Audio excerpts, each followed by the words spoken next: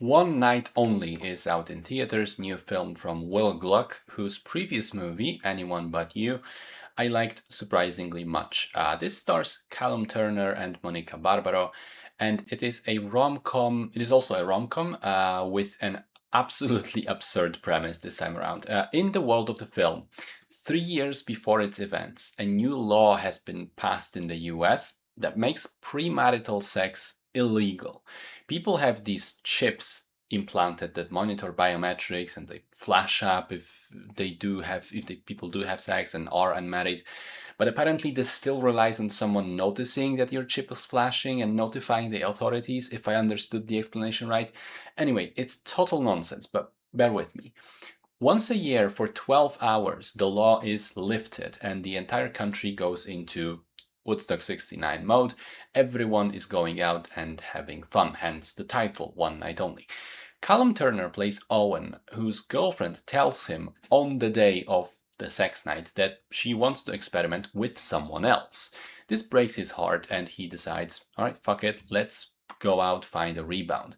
Meanwhile, Monica Barbaro is Ali, she's single and she goes out with her friend, but the friend immediately finds someone and leaves her hanging, so she also traverses the streets and bars of New York alone. And throughout the night, these two keep on bumping into each other in between the various shenanigans. So I will start by saying that this film has some glaring, obvious flaws. Number one, the setup and the plot is just preposterous. It's completely unbelievable the way it's all set up and explained, and it kind of is a surprisingly dystopian premise for a fun rom-com. But the film asks you to just accept it. Okay, fine, I did accept it, even though at some points it required massive amounts of active willpower. But if you ask me to do that, you cannot then, which is the second problem, draw so much attention to the logistics of it, which in some cases make absolutely no sense. Specifically, there is a shocking amount of plot devoted to condoms. So apparently you can only have sex if it's protected, although who and how checks that? No idea. But considering this happens one night a year and everybody knows ahead of time, you would think that everyone who is willing to participate has a stash of condoms ready. But both of the main characters, and apparently most of the other people around, are completely unprepared and caught off guard, leading to shenanigans with stores running out of protection en masse, and the ones that still have single condoms gouging the prices up to like $200 a piece. Like, I'm sorry, you asked me to accept illegal sex. Fine, I did it. But you now ask me to then, on top of that, accept that nobody buys condoms ahead of the one night that you can have sex. It doesn't make any sense.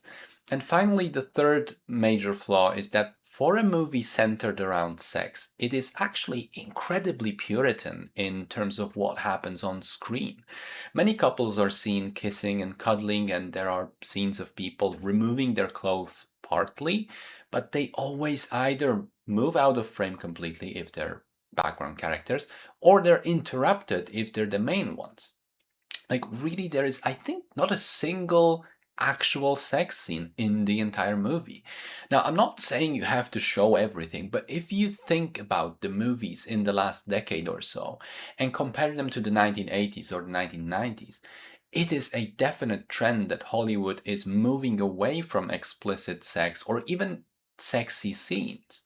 Apparently, it's kind of a cultural generational shift. The director himself commented on this and stated that they actually filmed some sex scenes that were then removed because they didn't want to alienate Gen Z viewers who don't like such things in movies. It is a big head scratcher for me, honestly. I mean, I'm all for removing gratuitous sex and nudity, but sometimes it isn't gratuitous. It can serve the plot or even just the atmosphere of the film. And I really think this was one such scenario. So this might sound like significant points of criticism, but it's hard for me to seriously hold these otherwise strong points against the movie because it was just so damn charming. I really had a surprisingly good time with it, and I think that despite these shortcomings, it manages to still be a really entertaining rom-com. Monica Barbaro is a charisma volcano. I said as much when I first saw her in A Complete Unknown, and I repeat it again. She's attractive, yes, but she also just has so much energy that seeing her on screen is just a constant joy. And I also love the fact that they made her sing again, and it's a large part of the character. In comparison, Callum Turner is less explosive, but still fine on his own. But then, thankfully, when they're together, there are sparks flying. You get the mutual attraction, you get the chemistry and the relationship, you believe in it all, which really is the glue that holds any rom com together. There's also a lot of really well-written humor. I laughed many, many times during the film. There's especially one side character played by Matteo Rey, whose every line is pure comedy gold. I love that character. I think the successive sequences and situations that the characters find themselves in are fun. I also really like it when a movie is off a place, when it's a location feels like another character, and that's exactly what this does with New York. It feels like a lively, breathing, real place. It makes you want to be there and wander around at night. It's really great.